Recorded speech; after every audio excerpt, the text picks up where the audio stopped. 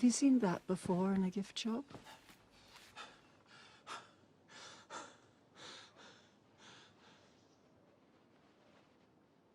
Teach me. Hello and welcome to another video. Today we're going to be doing a digital time-lapse, our first of the channel, and we're going to be doing some Doctor Strange fan art. So this painting was something I did late at night after work, just to chill out and turn my brain off. So I wasn't planning on recording anything, which is why I don't have the initial sketch phase of this on video. But this was done in about an hour or so this video is sped up at about 10x.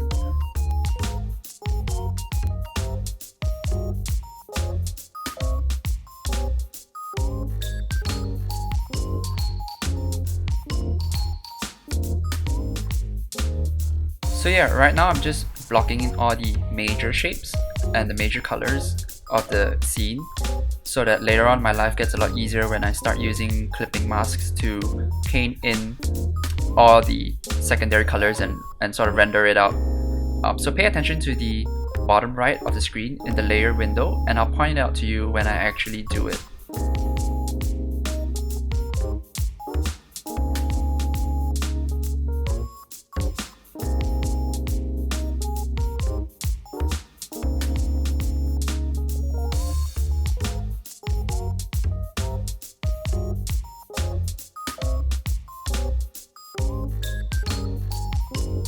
So I'm using a clipping layer right now to paint in his robe. So you can see that I'm only painting within the blue of his robe, and no matter how hard I try, it will stay confined within the shape of the robe because the layer on top is clipped to the main blue layer. So to do that, you just hold Alt or Option, and when your cursor is held in between the two layers, this sort of box with an arrow will show up and it will clip the layer on top to the one on the bottom.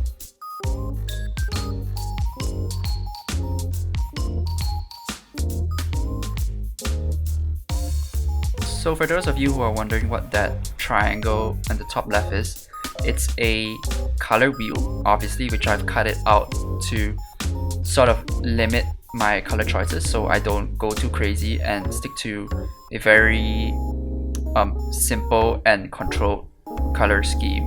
It's a technique called gamut mapping, and I will do a video on it in the future about how to use a gamut map so that your colors don't end up all over the place, which I think is a problem with a lot of people who start out using digital art.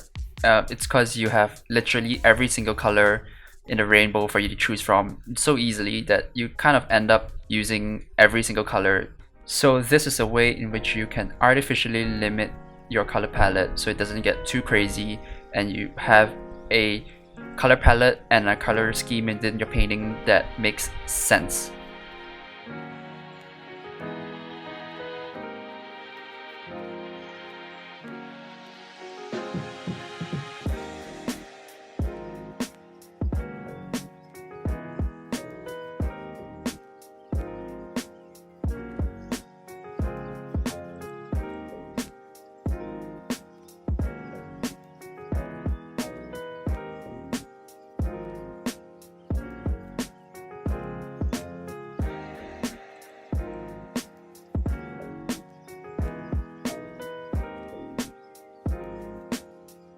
Here comes my favorite part of the painting process, which is just finishing it up, and that includes adding effects like glows and bloom and all sorts of atmospheric stuff like smoke, just to give it a more polished look, and it will come together really quickly. This process moves really fast, so it goes from something that is just kind of an unfinished sketch to looking like a finished painting very quickly, and it's such a satisfying process. I love adding glow and color dodge to things and just like putting in effects like smokes and debris and sparks, and these are sort of little things that you don't really pay attention to but can really bring a painting together and make it look like some sort of finished product.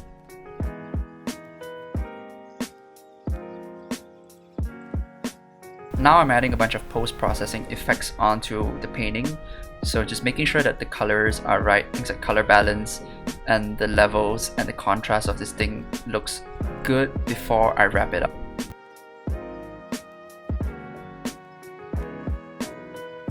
So here's the final painting. Thank you for watching. If you like it, like it. If you subscribe, that'd be nice. Thanks.